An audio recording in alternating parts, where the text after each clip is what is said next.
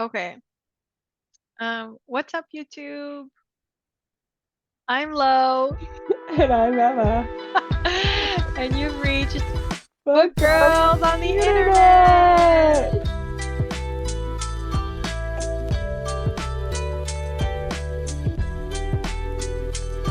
Okay, cut.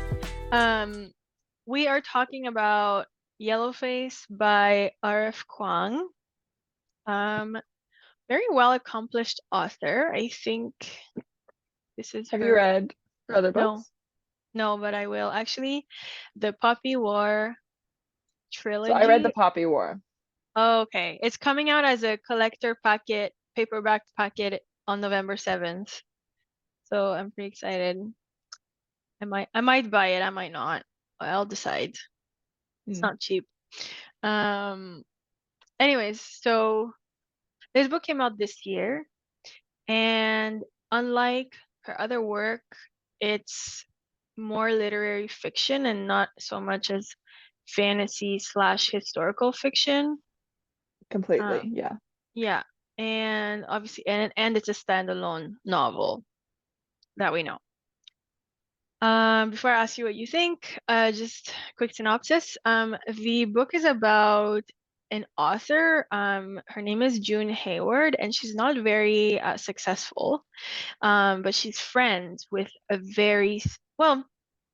You read the more you read, you're just like you're not A real much more friends. successful, Yeah, a on the much other. more successful author, Athena Liu. And so the story kind of opens with, June Hayward kind of feeling like she's in the shadow of her friend Athena. And you can tell that she doesn't actually like her, but she's hanging out with her because it sounds like she doesn't have There's a lot of more. resentment. Yeah, doesn't have really other friends and stuff. And anyways, so they're like partying, and they end up at Athena's apartment, and they keep drinking, and then June is kind of exploring, like not exploring, like being nosy in Athena's like writing room, and she finds this manuscript of this book that Athena didn't mention at all. And we find out, that Athena's writing process is very secretive and stuff. And anyways, so Athena is just like finds her snooping around, and she's like, "Oh, do you want to edit it?" And then June is like a bit mixed about it, but anyways, I guess she ends up does she end up saying I'll edit it? I don't know, you're getting to a lot of detail for a synopsis. Anyways, Athena dies, okay? Okay, And skip ahead. she chokes, okay, to death that night. She And dies in a non-murdery way. Like not, June yeah, doesn't murder her. yeah, There's nothing nefarious. It's an accidental death. yeah, accidental death. And anyways, June ends up with the manuscript, and she ends up claiming it, Steals.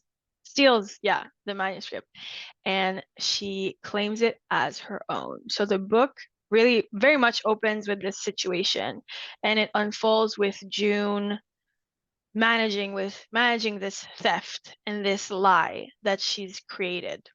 Okay.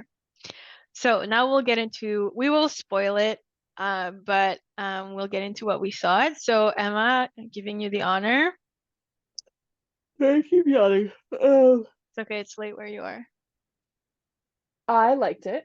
Um, I think I went in with slightly too high expectations Mm, for not knowing at all what it was about. mm, But I think it had been very highly recommended, and it was like a Reese Witherspoon book club pick and blah blah blah, whatever. Um, so I think that brought me down a little, but I overall really liked it. I thought um the writing was good. I thought the way that the author, and I mean like not June, but like the actual author of the book, mm-hmm, like created June's arc was so brilliant. I think there was a lot of subtlety in the development of June's character and June's like racism and comfort with racism and like just all of that. It kind of I mean, obviously I'm very white, and reading it, you're like, okay. At first you're like, she's kind of a bitch, but not like, whatever. And then by It the end gets you're like, worse. what? Yeah.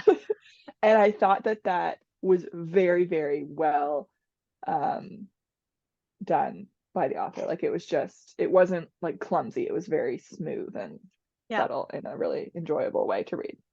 Yeah. You and the voice that that R.F. Kuang adopts as June Hayward is so pervasive and it's very consistent in the book. Like very skillful writing of like, Very skillful. and it's very like uncomfortable as a reader. It's just kind of like, oh, like where is this going? Spoiler alert, doesn't get any better.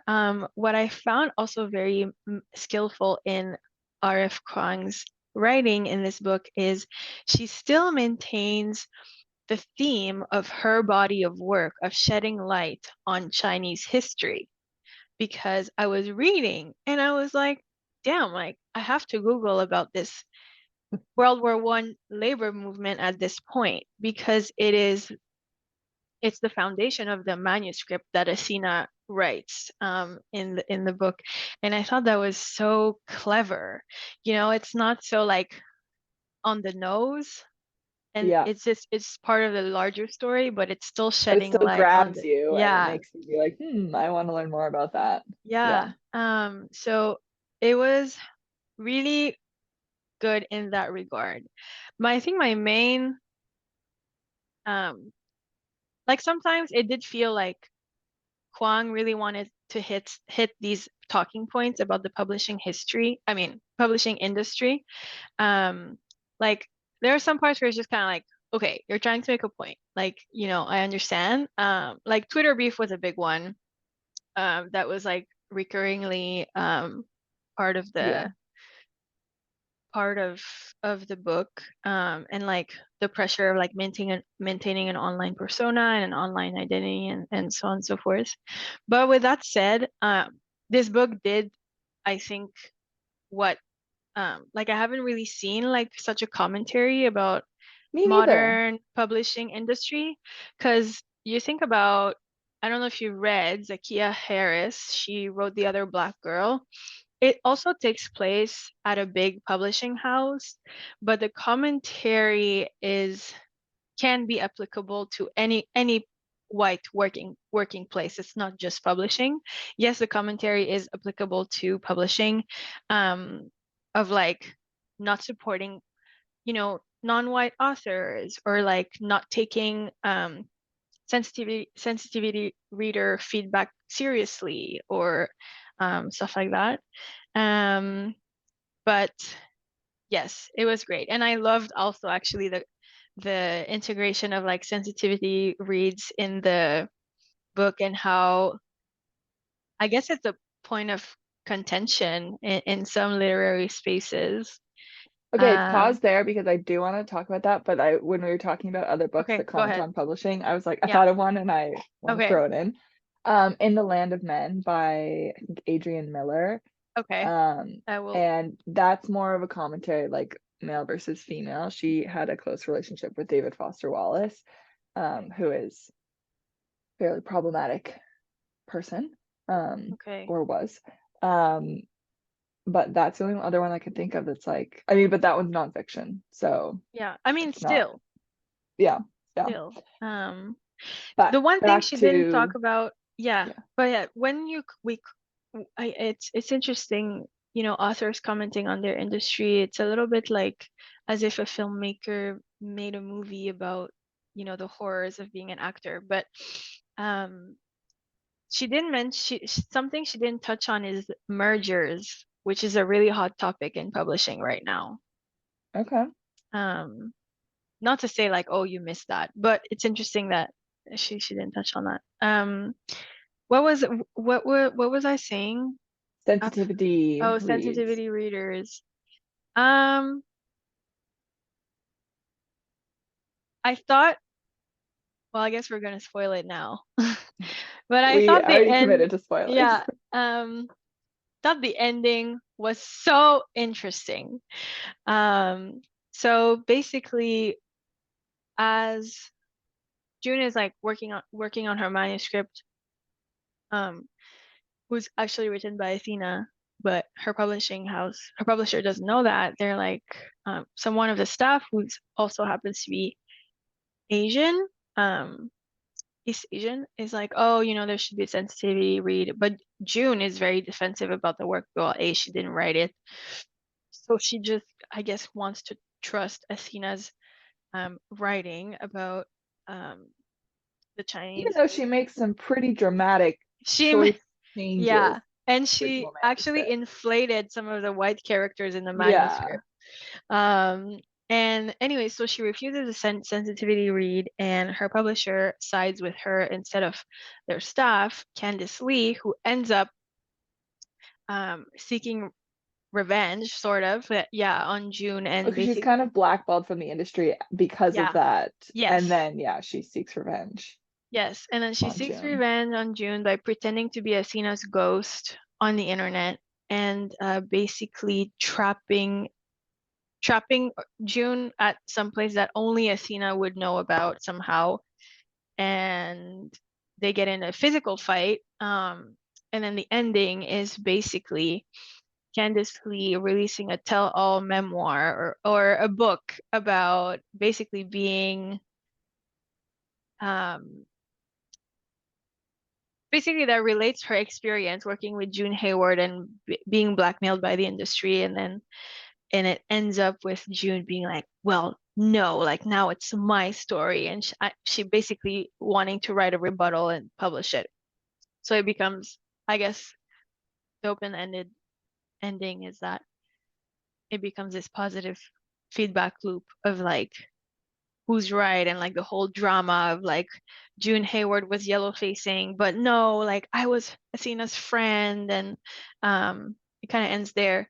And June is very, very dead set on making herself the victim in this story, um, even though she stole this manuscript, which is so ironic because in the beginning of the book she was pretending, or so we believe, to be reluctant to edit this draft for Athena right before Athena died.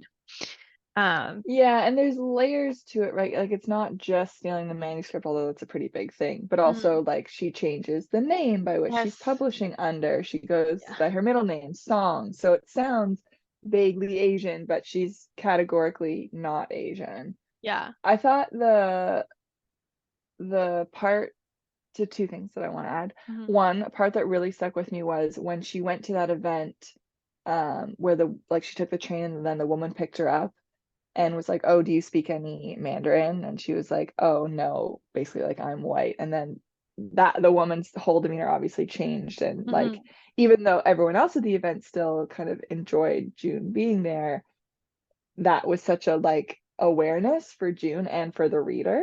yeah. Um, and I just And I I like that. think at that event, Mm.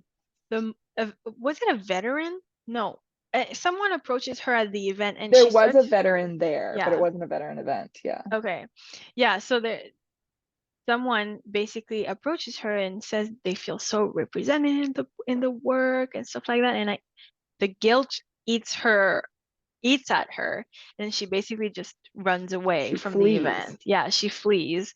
She makes up this lie that she has to go pick up her mom from the airport. So it's interesting how both exist. Like online, she's very committed to be like Yeah. legit.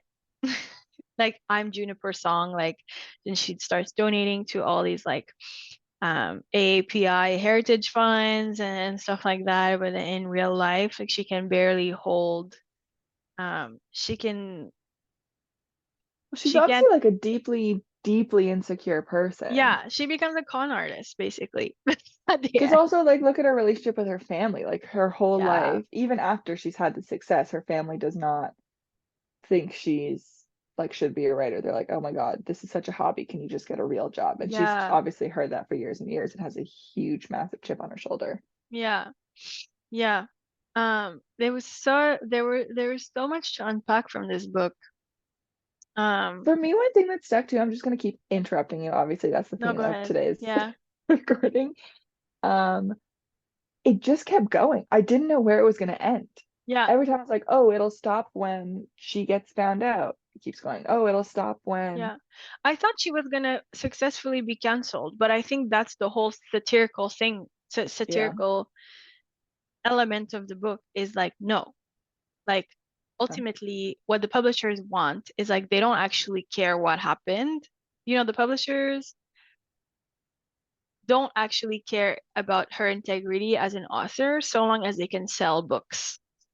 Is yeah. I think is a whole as a whole is like Which such a is aha so moment. cynical and whatever. Yeah. But honestly, and I don't know much about the publishing industry. Obviously, I've never worked in it or Hmm. anything, but probably so true. Like you Yeah. think about how all you hear about how the like it's the industry is just struggling, right? Like in the age of the internet and uh, not plagiarism, but like illegal downloads and stuff like that. Like it's easier than ever to get content that leads to people buying fewer published works.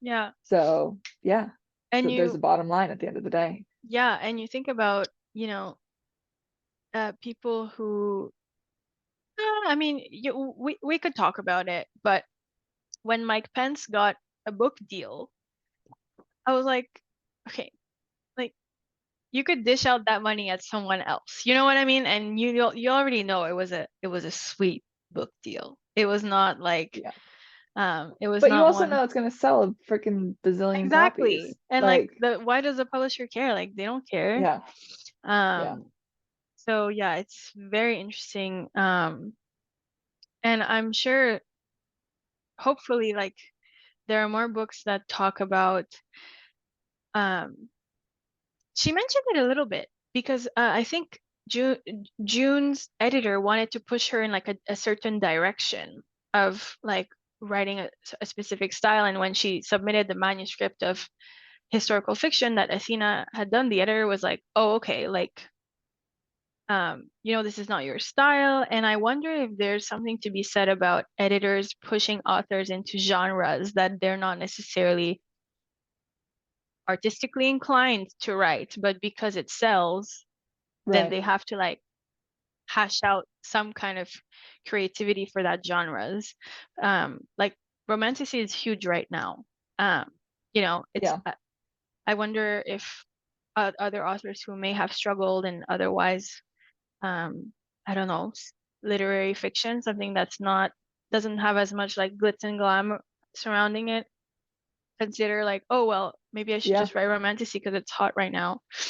At the end of the day, just yeah. to sell books. Um, Because you but can yeah. also contrast that with when she's trying to come up with an idea for her book after the one she's stolen. Mm-hmm. And they're like, literally anything. They're like, just give us anything because she's Yes. such a hot author. They're like, doesn't Yeah. matter what genre, what title, Yeah. what anything, like, just put something out Yeah. because you need to capitalize on this momentum. And they pressed her on the time window too, because it's Hmm. kind of like the public will forget who you are Yeah, after a yeah. little while. Um, did you know that J.K. Rowling has been publishing a mystery series since 2013, and it's on its seventh installment under the name Wow. Robert something. Yeah. I feel like, wow, why is it sounding vaguely familiar? Not the mystery series part, but that she was publishing under a different name or something. But I didn't know it was from that long ago Yeah, so the and that she's seventh still book, writing them. yeah, the seventh book is coming out this year. The Oh. the pen name is Robert Galbraith. Well, I won't be reading those. I won't either, but I thought it was so interesting. That is very interesting. I Yeah. wonder, because she was like canceled after 2013. So she obviously started that, right? Like, am I getting my I was timelines wondering mixed? too. Yeah, I don't know when she got Because I'm like, canceled. is this She's in not financially retaliation? canceled, she's Twitter Yeah, canceled. obviously she's financially absolutely fine. But I wonder if this is at all in response to that, where she's like, fine, fuck you guys, I'll write under a different name, or I if it was just wonder. kind of And coincidental and and now now I'm she's like, wondering if this series is at all successful. I guess there are seven of them. Anyways, I thought that was really interesting. And I was trying to explain it to my boyfriend. I was like, it's if the weekend decided to like be a country singer, he would just completely change his name. Um, okay, Just so like that. question, are we recommending this book and is it Book Girls approved? I will cast my vote that is Book Girls approved. I second Um, that. And I also would recommend it. yeah, I would recommend it. With that said, it's not like, it's not a fun read. It's fun. It's fun in its own way. It's like a thriller. It's just kind of like what's gonna happen. Yeah, yeah, yeah. And not all reads have to be fun, like Yeah. Um, um it was good. it It was was good. good. And And I will yeah, read her other work. Poppy Wars. Yeah. And Babel, but that's a big undertaking. It's like So that's my 4 books. book club was doing that. One of my book clubs was doing that in end of August, beginning of September, but I was away. So I was like, I'm not gonna read it. And now I'm like, I feel like I have to read it. It was like the okay, I'm just saying that because like my algorithm pushed me to think that, but Babel was huge. Yeah, It was it was like pretty hot for a very, while. very I think well it still is, received. but yeah, Yeah, very yeah. well received. Okay, I think we're done talking about the book. We'll stop the recording. Um, What are we still doing? I oh forget that, yes, like, I forget what it is. a book that Just we talking liked about a book that recently. we, Yeah. Okay, into the section of a book we read recently that we enjoyed and that we would recommend. So, Emma, do you have one? Let me check. I'm looking at my list. Yes, I do. Okay, my Um, guess. it is called Night Film by, and I might be pronouncing this wrong, Marisha Pessel. And it's essentially this young woman dies, and it's kind of ruled a suicide, but maybe there's some question around it. Um, and this investigative journalist, he kind of suspects there's more to it. But she is the daughter of this famous like cult horror movie director who's like no one's seen him, like he's not like ever or not like recently but like ever, like he no one really knows what he looks like. He's given like one interview 20 years ago, and it just like as this journalist starts picking into the death, it just like pulls out all these really interesting threads. It's hard to describe without I giving just saw the spoilers. number of pages. It's very long. What? How many pages is it? On my story graph, it says 640. I mean, so I audiobooked it and it was 22 hours. God damn. But that was like I don't know, I listened to it on 2 times speed. So, anyways, it was good. I really enjoyed it. There was like lots of twists and turns. It was not predictable.